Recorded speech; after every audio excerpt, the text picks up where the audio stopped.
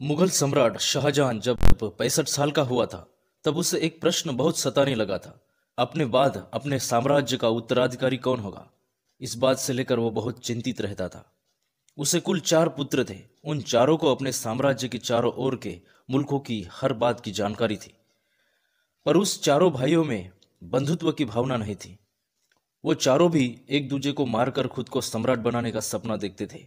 उन चारों में से सबसे बड़ा भाई था शाहजहां और मुमताज के कोख में पैदा होने वाला दारा सिकोह। शाहजहां को भी अपने मरने के बाद अपने साम्राज्य का बादशाह दारा सिकोह बनना चाहिए ऐसा लगता था। पर उसी समय उसका दूसरा पुत्र औरंगजेब खुद को मुगल साम्राज्य का सम्राट के काबिल समझने लगा था। दारा सिकोह अपना उत्तराधिकारी बने ऐसा शाहजहां को लगता था।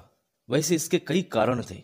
दारा सिकोह बहादुर तो था ही, अपने दादा अकबर की तरह गुणवान और नेक इंसान था।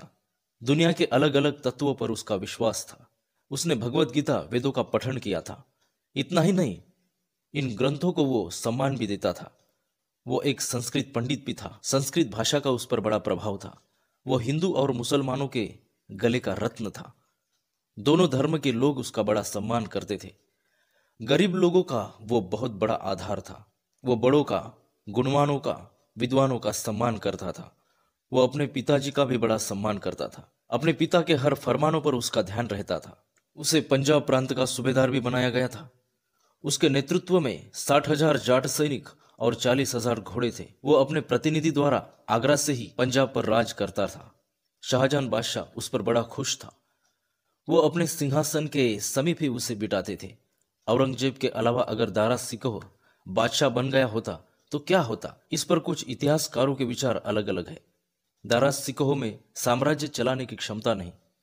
4 भाइयों के सत्ता संघर्ष में शाहजहां उसके बाजू में होकर भी औरंगजेब के आगे वो टिक नहीं पाया। दारा के शादी के वक्त शाहजहां ने 2 हाथी बुलाए थे, सुधाकर और सूरसुंदर। इन दोनों में एक मुकाबला तय किया था। उस समय एकाएक सुधाकर नाम का हाथी वहां बैठे औरंगजेब पर क्रोधित होकर चल के आया था।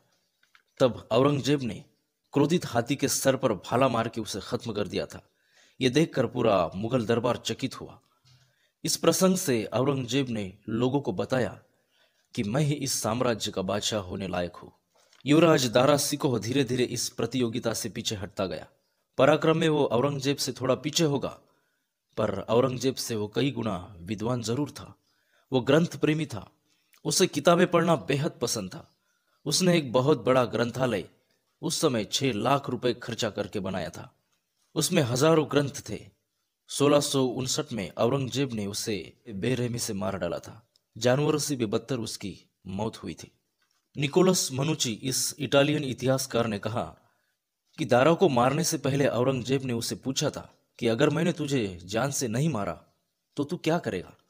तब उसने जवाब दिया था कि तेरे जिस्म के टुकड़े बनाकर अपने दरबार के चारों दिशाओं में फेंक दूंगा। औरंगजेब की जगह अगर दारा बादशाह बन गया होता तो पूरे हिंदुस्तान का इतिहास और साथ साथ मराठों का भी इतिहास कुछ और ही बनता था।